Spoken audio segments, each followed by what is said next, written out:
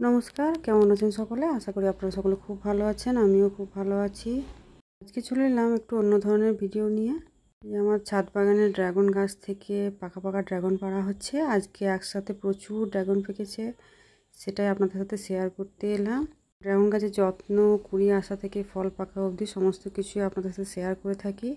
এই ভিডিওগুলো দেখে অনেকে এই ড্রাগন গাছের চারা নিতে চান, কারণ ড্রাগন গাছ খুব অল্প যত্নেই সুন্দর ফল দেয়।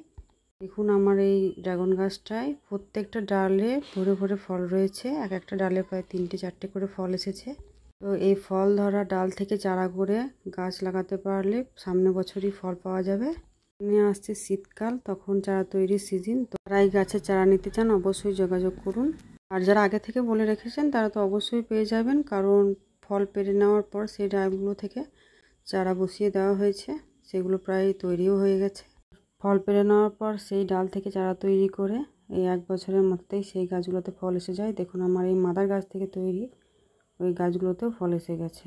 অন্য ডাল বা বীজ থেকে চারা তৈরি করলে ফল পেতে প্রচুর দেরি হয়, কিন্তু এই ফল পেরে নিয়ে ওই ডাল থেকে চারা তৈরি করলে 1 বছরের মধ্যেই ফল ধরে। এটা থাই ভ্যারাইটির ড্রাগন ফল। এটার উপর এবং ভিতর দুটোই লাল বা গাঢ় গোলাপি, এবং খেতেও খুব মিষ্টি এবং সুস্বাদু।